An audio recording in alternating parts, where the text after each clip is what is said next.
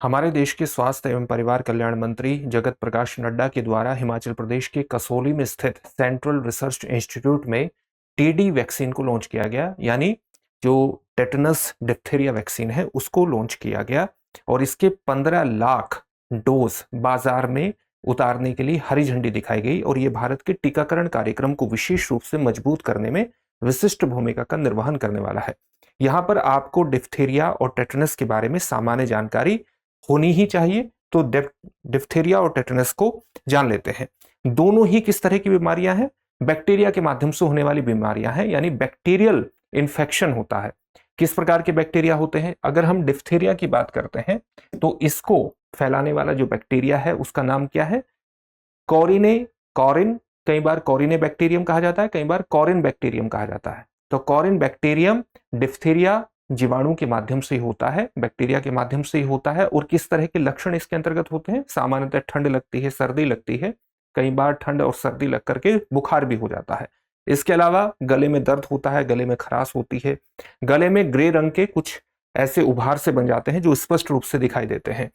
इसका जो फैलाव होता है वो व्यक्ति के व्यक्ति संपर्क में आने से होता है। अगर एक व्यक्ति दूसरे व्यक्ति के संपर्क में आता है तो उससे ये फैल सकता है, खांसने से फैलता है, छींकने से फैलता है, गले की जो श्लेष्मा झिल्ली है उसमें तकलीफ होती है, सांस लेने में भी तकलीफ हो सकती है, क्योंकि जो हमारी श्वसन नलिकाएं हैं वो भी इससे प्रभावित होती है। तो जब ये बढ़ जाता है तो हमें सांस लेने में भी तकलीफ हो सकती है, और जब ये बहुत ज्यादा बढ़ जाता है तो कई बार हृदय और गुर्दे को भी नुकसान पहुंचा सकता है।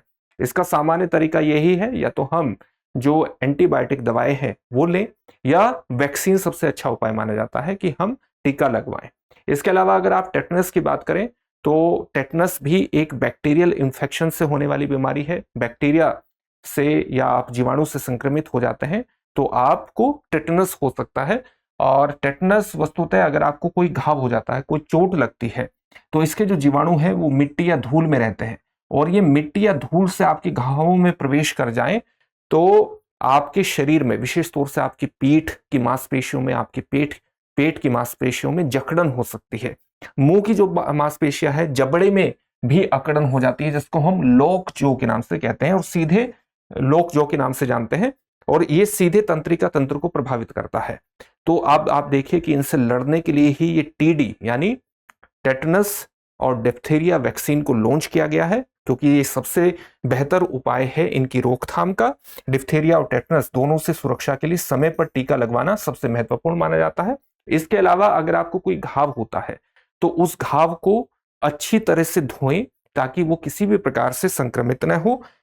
चोट लगने पर घाव को अच्छी तरह से धोना चाहिए। इसके अलावा कई बार जब आप वैक्सीन लगवाते हैं तो एक वैक्सीन से दूसरी वैक्सीन में 10 वर्ष का समय होता है सामान्यतः, लेकिन अगर आपकी चोट बहुत गहरी है तो डॉक्टर की सलाह पर 5 वर्ष में भी बूस्टर डोज ली जा सकती है। तो बूस्टर डोज सामान्यतः 10 वर्ष में ली जाती है, लेकिन डॉक्टर की सलाह पर घाव बहुत ज्यादा गहरा होने पर 5 वर्ष में भी बूस्टर डोज ली जा सकती है।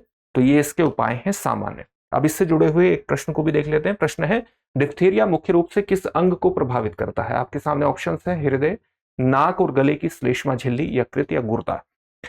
इस प्रश्न का उत्तर कमेंट बॉक्स में कमेंट करके जरूर दीजिए। साथ ही हमारे वीडियो को लाइक जरूर कीजिए, शेयर करते रहिए अपने दोस्तों के साथ, और चैनल को सब्सक्राइब कर लीजिएगा। आपका सब्सक्रिप्शन हमारे लिए बहुत बड़ी प्रेरणा का स्रोत होता है। धन्यवाद। अब एग्जाम की तैयारी को और बेहतर करने के लिए हमारे चैनल को लाइक, शेयर और सब्सक्राइब करना ना भूलें।